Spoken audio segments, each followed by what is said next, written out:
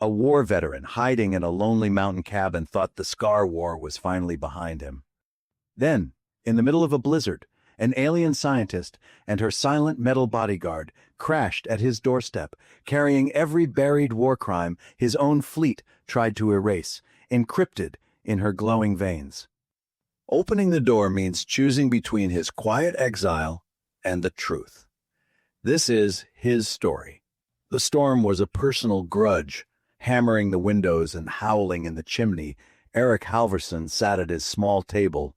Up here in the Norwegian mountains, life was supposed to be simple. Chop wood, check the radio, ignore the news. No admirals, no medals, no Scar War. A hard impact on the outer wall sent Eric leaping for his pulse rifle. That was no loose branch. He cracked the door open. The porch light cut a weak cone into the blizzard. A hunched, dark figure was kneeling over another shape, half buried in the drift. "Hey! This is private land!" Eric shouted over the wind. The kneeling figure turned. Her eyes were polished obsidian, reflecting the porch light. Her skin was copper-toned, traced with faint lines that pulsed dimly blue beneath the surface, like circuits under flesh. "Do not fire," she said, her standard crisp, despite the shiver. "We are unarmed." The second shape was a humanoid machine, slumped and covered in snow. A single vertical strip on its chest pulsed a weak blue. Eric lowered the rifle. "You picked a bad night to go for a walk." "Our transport failed," she replied. "My guardian shut down to conserve power. The storm hit us from the drones, but also trapped us here."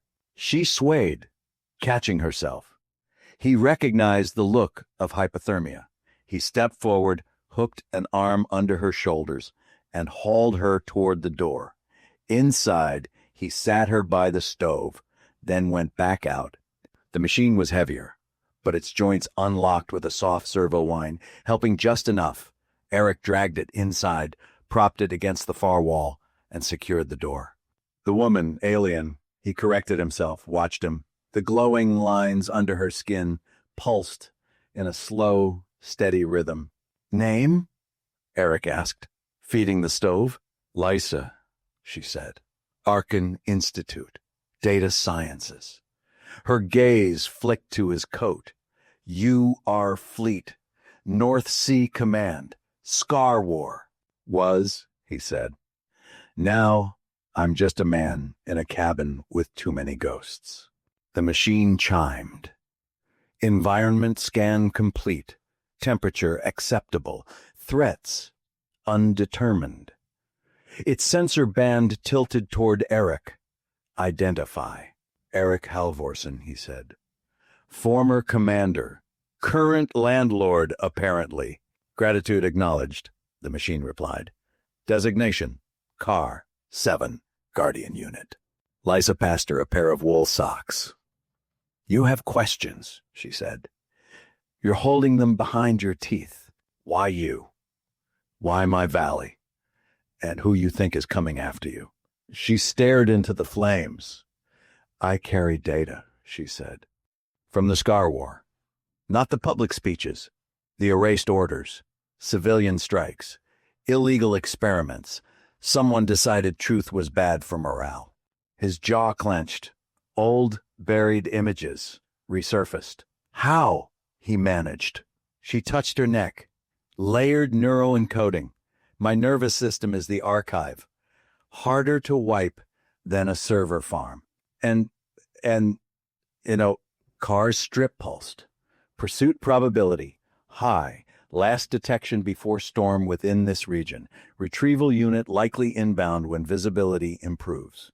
"You brought them back into your war," Lysa answered. "You just moved the battlefield." "You could hand me over," Lysa said quietly. "They will believe you. You keep your mountain.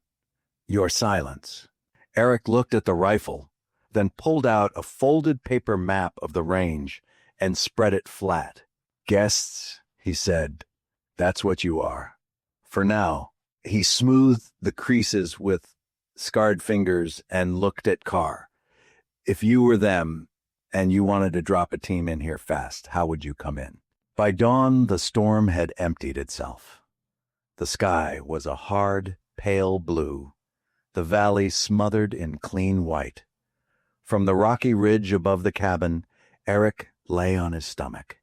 Carr was beside him, unnaturally still. Lysa waited farther back. They will take the southern approach, Carr said. Low turbulence. Clear landing zone. A gray dropship, compact and fast, appeared in the southern sky. Eric felt his throat tighten. I can smear my signature, Lysa said. Not erase it, just move it. Carr raised an arm, projecting a decoy signal over the frozen creek in the valley. On any scanner, Lysa would appear to be standing alone on the ice. Now what? Eric asked. Now you give them a version of the truth they can live with, Lysa said. Eric slid down the ridge. By the time he reached the open field, the dropship had landed. 8 armored figures moved out, rifles sweeping toward the false signal. Morning, Eric called. Helmets pivoted. Weapons rose. He stopped just outside firing range. You're scaring off the elk, he added. One soldier approached. Commander Eric Halverson, retired. Sir, we're on a classified retrieval. On my mountain, Eric cut in, without a postcard. We're tracking a hostile data asset. High risk, full jurisdiction. Right, Eric said. And your toy says she's standing out there on thin ice. Funny, I just see snow. On the ridge, a lance of blue energy cracked the air, hitting the snow in front of the squad. 2 soldiers went down swearing. The rest spun toward the ridge, shouting, Sniper! Someone yelled. Eric didn't flinch. Local defenses don't like surprise guests, he said. Next shot goes near your engines. After that, we see how well that crate glides. The officer's jaw worked inside the helmet. I'm protecting myself, Eric said quietly now. From another flooded valley, written up as necessary collateral damage. I've read the reports you haven't seen. Silence, settled. You know what she carries. The orders, the experiments, the dead no one logged. Your bosses don't want justice. They want the evidence to vanish. You can help them, or you can decide you're not paid enough to start another scar war in my backyard. Behind the visor, the officer's eyes looked very young. We lost the trail, he said at last, voice flat and official. Storm interference. Scanner corruption. No visual, no retrieval. He turned to his squad. Back to the ship. The drop ship lifted in a roar, shrank, and disappeared. Eric climbed back up. Lysa's eyes searched his face. They believed you, she asked. They believed what they needed to keep sleeping at night, he said. Sometimes that's the only truth people will pay for. Carr pulsed. Pursuit reduced, not eliminated. I know, Eric said. They'll send quieter hunters next time, ones who don't ask locals for permission. They walked back to the cabin. Eric packed quickly. Clothes, rations, rope, and an old photo of his crew. Lysa retrieved a crystal core from a hidden pocket. Carr scavenged tools from the workbench.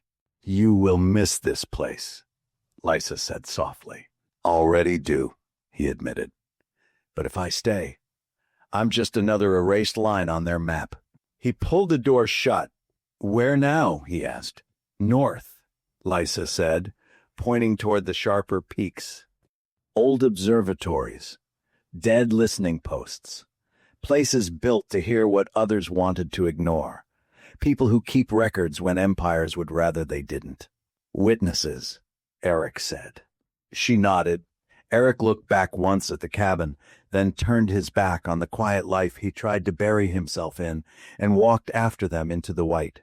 The Scar War wasn't over. It had just gone underground, into data and silence. But somewhere in those dead stations and forgotten vaults, an alien archive and a tired old commander might build something louder than a buried report. Just a record that refused to die when the storm passed.